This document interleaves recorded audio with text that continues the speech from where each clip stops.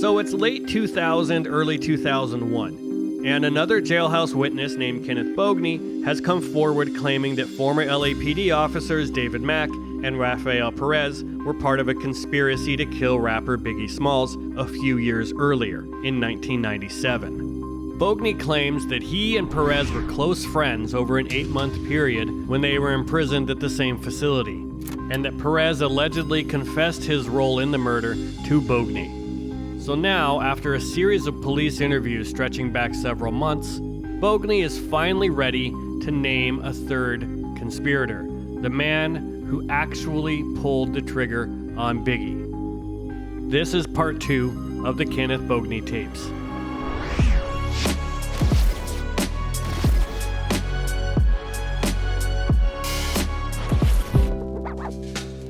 The theory that two disgraced LAPD officers named David Mack and Rafael Perez were behind Biggie's murder was made famous by former LAPD detective Russell Poole.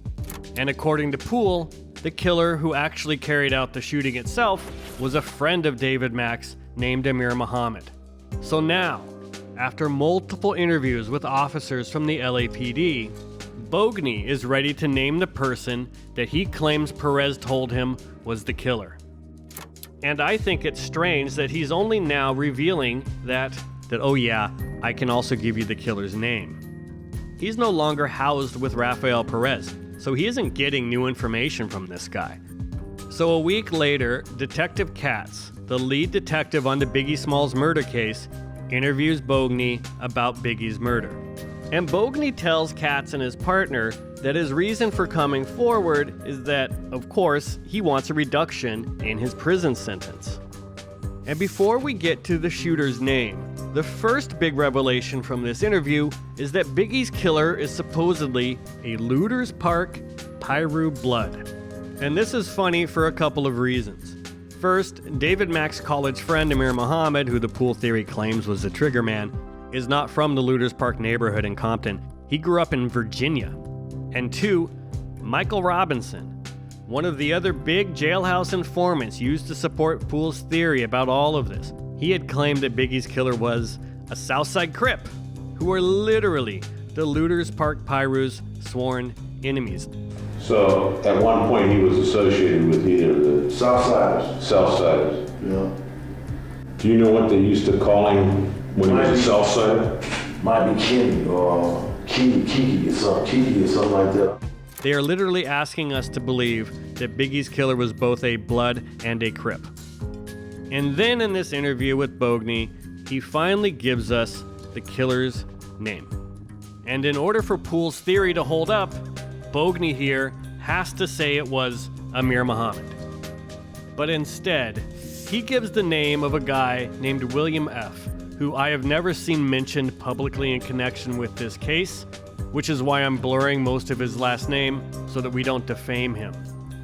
Bogny claims Suge gave William $1,500 to buy the gun, and he now says that when Matt called Perez back right before the murder and told him to get out of the way, it was because this guy was going to take care of it. And in this transcript of an interview with Bogny, he claims that the Monte Carlo involved in this shooting wasn't Biggie's vehicle like he'd said earlier, it's actually the car that the shooter was in. But that's also incorrect. The shooter's car was a Chevy Impala, not a Monte Carlo. And the Russell Poole theory claims that it was actually David Mack's Impala that was used in the shooting. So you would think that if Bogny is hearing this story from Rafael Perez, that Perez would have recognized his close friend's Impala being used in the murder, or would have known that that was the plan. But according to Bogny, the car used wasn't Mack's at all. It belonged to someone named Thornton. And on top of getting the shooter's car wrong in this story, Bogny's description of the shooting is completely inaccurate. He claims that Perez saw WF, the shooter, in the passenger side of the car during the shooting, which is wrong. In reality, the shooter acted alone and was in the driver's seat, and that the shooter was hanging halfway out the window during the shooting, which is also wrong. According to Biggie's friends, the shooter was actually sitting down low in his seat. Here's Biggie's driver. He was wrapped around in the car like this, Setting low? Yeah, sitting really low. And all you could see was like, you know? Okay, your left hand's on the steering wheel? Yeah. So low that they could really only see the top of his head as he fired the shots. Literally the opposite of being halfway out the window. So this whole description of the shooting, wherever it came from, is a fantasy. And Perez allegedly claimed that William F., the shooter, came back to the scene afterwards, and that Perez couldn't believe he did that. And this is also crazy. We know the shooter sped away at a high rate of speed and disappeared. He got out of there as fast as he could. It's just ridiculous to think that the killer would come back to the scene of the crime with tons of police responding to the area. All of it reminds me of jailhouse informant Michael Robinson's statement years earlier, where he showed detectives that he actually knew nothing about how the murder went down. How was Biggie killed? I heard somebody just walk by and shot him in his truck 5 or 6 times through the door of the truck or something. How was he killed? Just heard he shot, they went by shot by with a machine gun or something. What caliber gun? I heard a machine gun. Could have been a Woody or a Tech 9, I don't know. So he was shot in his gun, machine gun. How did the guy get away? Did you ever hear anything about that? He ran around the corner and got in a limo or a truck or something, drove off him. Let me ask you this, do you know where Biggie was killed? No, I don't read, I don't read none of that type of stuff. No. Okay. None of that information from Michael Robinson about Biggie's murder was correct. And Bogny seems to be having the same issue.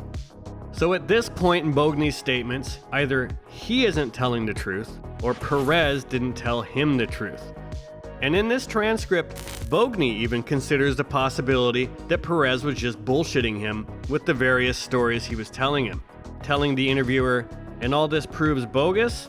That motherfucker lying to me, man. Simple as that. And he also adds later, some of the shit I feel like he said was bullshit. And I don't know if he would be bragging and trying to make himself seem bigger than life than what he actually was. And remember, the whole reason Bogny came forward in the first place was to accuse Perez of being a liar regarding the Rampart scandal. One common tactic of conspiracy theorists is to just throw everything against the wall and to see what sticks. And it doesn't really matter if it all goes together and makes sense. So the pool theory's own witnesses, Michael Robinson and Kenneth Boagni, contradict each other on the most central issues of this theory. The name of the killer. Robinson said it was a guy named Amir. Boagni says it's a guy named William. Biggie's killer also cannot be both a Crip and a Blood. And in a contradiction with the various people pushing this theory, the murder could not have been both planned days in advance and a spur-of-the-moment decision made 15 minutes before it happened. And by this time, Poole's theory about Mac and Amir being involved in Biggie's murder was already public, beginning with a high-profile article in the LA Times the previous year. So anyone could have found out on their own about Amir Muhammad. But Bogny still doesn't drop that name anywhere in these interviews that I can see. And then there's Waymond Anderson, a third jailhouse witness who was actually the first one of them to come forward, starting back in 1997. Anderson will pop up again a few years after these interviews with Kenneth Boagni and seemingly blow the lid off the whole thing. When Anderson had come forward back in 1997, he'd made a pretty absurd claim that Suge Knight had approached him behind bars to help procure guns to kill Biggie. I saw Suge Knight about sometime in February or late January. Suge Knight is who? The guy who responsible who put the hit out on Biggie Smalls. We were down in the holding tank scoring the court at county jail. He asked me could I get him any weapons. That claim was disproven when it was shown that Anderson and Suge were never in the same place at the same time for such a meeting to have happened. So by April of 2001, Kenneth Boagni has been claiming for several months that Rafael Perez was involved in Biggie's murder. But now he's been transferred to the California State Prison in Corcoran. And according to this old press release that was supposedly put out by the Biggie Estate's attorneys back in 2007, Waymond Anderson is there at the same time as Bogny. And Anderson indicates that they were in contact with each other at Corcoran, and that he fed Bogny this information, which Anderson will claim he made up just to jam Bogny up. And in this 2007 deposition, where he was interviewed as a witness for the Biggie estate in their lawsuit, Anderson will make some shocking claims. And I should preface all of this by saying that Anderson has a history of mental health issues, and it is very hard to know when he can be believed. And as I just showed, he had already been caught making claims about this case that couldn't be true. But there is one detail from Anderson's deposition that gives at least part of what he's saying a kernel of truth, and it hinges on the name William F., the very random name that Bogny had given the detectives as being the name of Biggie's killer. By April of 2001, Bogny has been talking to the police about Biggie's murder and about Rafael Perez's supposed involvement in it for about 6 months. But it apparently isn't until now that he's supposedly in prison with Waymond Anderson, apparently just a few weeks after Bogny arrived there in fact, that Bogny calls the officers who've been interviewing him for months and tells them that now he suddenly remembers the name of Biggie's killer. And if it's true that Bogny and Anderson were in contact with each other, it's hard to believe that this is just a coincidence. And Waymond Anderson confirms that it supposedly isn't, claiming that Bogny got the name William F. from him. Before getting life in prison for an arson murder conviction, Waymond Anderson had been a recording artist signed to a major label under the name Suave, which is how he pronounced it, where he'd had a minor hit with a cover of My Girl. Due to his exposure to the music industry in Los Angeles, Anderson seemed to know a lot of names of people around Death Row Records, other Compton music people, and even Keefe D. And he claims he played Pop Warner football with this William F. person in the San Fernando Valley, and that is supposedly where William F. was from. And he claims, I fed Bogny the name so I could bust him out with his lie. He adds that Bogny would not even know who William F. is, and if you look at the dates of Kenneth Boagni's original statements, he does not state any names, he doesn't know anything, but as soon as he gets in my presence, he comes up with these names. And that appears to be true, at least looking at Boagni's statements up to this point. Anderson also confirms what we've seen here, that Bogny didn't seem to really know any details about how the murder had actually happened. Anderson claims Bogny wanted to say that Perez told him that he picked up some bullets or something at the murder scene. And that is also true, that Bogny had told police in an interview that Perez claimed he'd kicked bullet casings out of the street after Biggie was shot. And Anderson claims he then told Bogny, that's not how the murder happened, so I'm not going to verify that. And it is correct that all the bullet casings were recovered by the police. Anderson felt that Bogny was going to say some stuff and it's eventually going to cross you up because that's not how it happened. He claims that in reality, Perez never told him anything about the murder. So again, I take these claims by Anderson with a grain of salt, but I do find the timing of it all interesting. And this brings us to Detective Katz, the lead detective on Biggie's case at this time, who was at the center of probably the biggest scandal to come out of the Biggie estate's unsuccessful $400 million lawsuit against the city of Los Angeles, which they originally filed based on Poole's theory that former LAPD officer David Mack had been involved, which in my opinion made it possible for the lawsuit to then target deeper pockets like the LAPD and the city of Los Angeles. And in 2005, 4 years after Boagni's interviews about Perez, a mistrial was declared for this lawsuit after the Biggie estate's attorneys accused Detective Katz of hiding case files from them, including transcripts of Boagni's interviews implicating Perez and Mack in Biggie's murder. The mistrial was declared, and the city of LA was ordered to pay over $1 million for the estate's legal fees, even though city attorneys argued later that the estate's attorneys had known about Boagni's statements for years, thanks to one of their own private investigators. The estate's attorneys then countered that, and I believe the city still had to pay the lawyer fees. But I would say, based on everything that I've seen here, I just don't think there was anything there to cover up with Bogny. 2 years later, in 2007, the estate refiled the lawsuit against the city of LA. And this time they included Rafael Perez. But that suit was also dismissed just a few years later in 2010. And all of this brings us to the new interview that Bogny did that I mentioned at the top of part 1, which I think is the final nail in the coffin.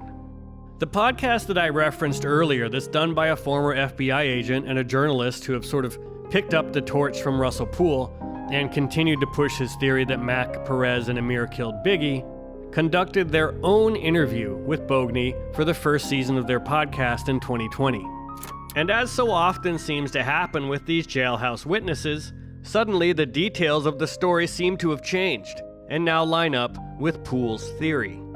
The same thing happened with Michael Robinson, who in his first 1997 interview only said the killer's name was maybe Amir, one of 5 potential first names that he gave. The man you're describing here Yes, is the killer. yes. Okay. You know him as Abraham? Abraham, I told you the name yesterday, the name Arab name. Okay, you told me yesterday the name of Amir. Amir. Amir? Yeah, Ashmir or Amir. It's an Arab name. But then a few years later, when he started cooperating as a witness for the Biggie Estate's $500 million lawsuit against the city of Los Angeles, Robinson had apparently magically remembered that the guy's last name was Muhammad, which just happened to be the last name of the guy their lawsuit accused of the murder. What a coincidence. Robinson subsequently recanted and had a mental breakdown during a deposition for the lawsuit and ran onto a freeway. So as with Robinson, we see here in this new interview with the podcast in 2020 how Bogny's original story has seemingly changed.